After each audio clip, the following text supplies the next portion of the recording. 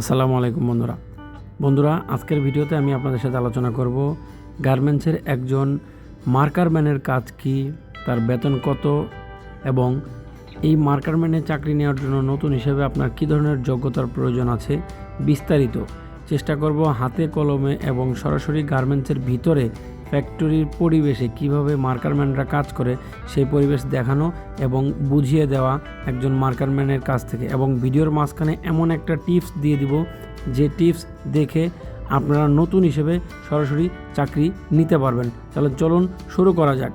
বন্ধুরা, শুরুতেই যে ফেব্রিকটা দেখতে পাচ্ছেন উপরে যে কস্টিপ দিয়ে লাগানো কাগজ পেপার, এটাই হচ্ছে মার্কার পেপার। এখানেই মার্কার আঁকানো দেখতে পাচ্ছেন এবং এই মার্কার লেখা দেখেই একজন দক্ষ কাটারম্যান তার কাজটা করতেছে। সুতরাং এখন আমি আপনাদেরকে দেখাবো, দেখেন এই যে দক্ষ কাটারম্যান কী করতেছে, যে মার্কারের যে মার্ক করাটা দেওয়া এই মার্ক অনুযায়ী কাজ করতেছে। এখন আমি আপনাদেরকে বলবো যে একজন মার্কারম্যানের কর্তব্য দায়িত্বগুলো কি কি। কাটিং সেকশনে অত্যন্ত গুরুত্বপূর্ণ একজন টেকনিশিয়ান, তার ভুলের কারণে কয়েক লক্ষ টাকার কাপড় নষ্ট হতে পারে, আবার তার বুদ্ধিমত্তায় ফ্যাক্টরির অনেক টাকা সাশ্রয় হতে পারে। মার্কারম্যানের প্রধান কাজ হলো কাপড়ের উপর প্যাটার্ন বা ছাপগুলো এমনভাবে সাজানো যাতে সর্বনিম্ন কাপড় ব্যবহার করে সর্বোচ্চ সংখ্যক পোশাক অংশ বের করা যায়। এতে সহজ কথায় ফেব্রিক কনজাংশন কন্ট্রোল করা বলা হয়ে থাকে। একজন দক্ষ মার্কারম্যান নিচের কাজগুলো নিখুঁতভাবে করতে হয়, যেমন প্যাটার্ন যাচাই, ক্যাট সেকশন থেকে আসা প্যাটার্নগুলো সঠিক আছে কিনা এবং সব প্যাটার্ন হাতে কলমে ঠিক আছে কিনা তা দেখে চেক করে বুঝে নেওয়া, এবং প্রত্যেকটা পার্টস বডির যদি প্রত্যেকটা অংশের পার্টস ঠিক আছে কিনা তা দেখে নেওয়া। লে প্ল্যান, কাটিং অর্ডার অনুযায়ী কোন সাইজের কয়টি বডি কাটতে হবে সেই রেশিও অনুযায়ী মার্কার সেট করা। ফেব্রিক সেভিং, মার্কার করার সময় কাপড়ের অপচয় বা ওয়েস্ট কমানো। মার্কার এফিসিয়েন্সি যত বেশি হবে ফ্যাক্টরির লাভ তত বাড়বে। এই বিষয়ে একজন মার্কারম্যানকে অবশ্যই দক্ষ নজর রাখতে হবে।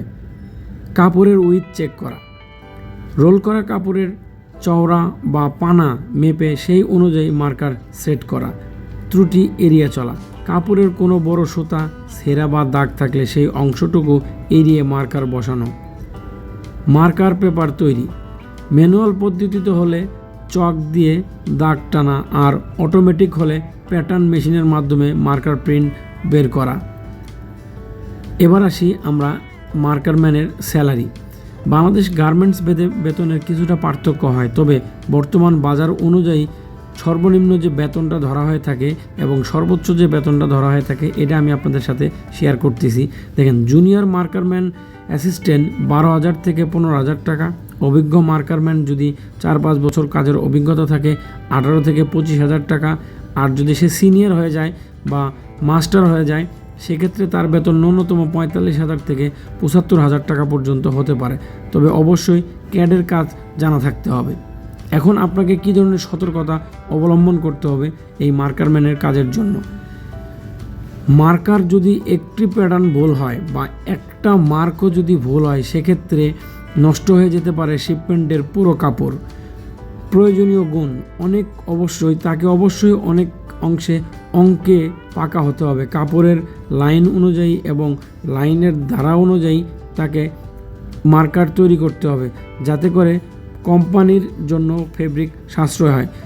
বন্ধুরা, যে যোগ্যতার প্রয়োজন হবে অবশ্যই আপনাকে ন্যূনতম এসএসসি অথবা ইন্টারমিডিয়েট অথবা সমপরিমাণ পর্যায়ে শিক্ষাগত যোগ্যতা থাকতে হবে, বাংলাদেশের নাগরিকত্ব হতে হবে, 18 বছর প্লাস হতে হবে এবং কম্পিউটারের জ্ঞান থাকতে হবে, মাইক্রোসফট ওয়ার্ড, এক্সেল, পাওয়ার পয়েন্টের জ্ঞান থাকতে হবে।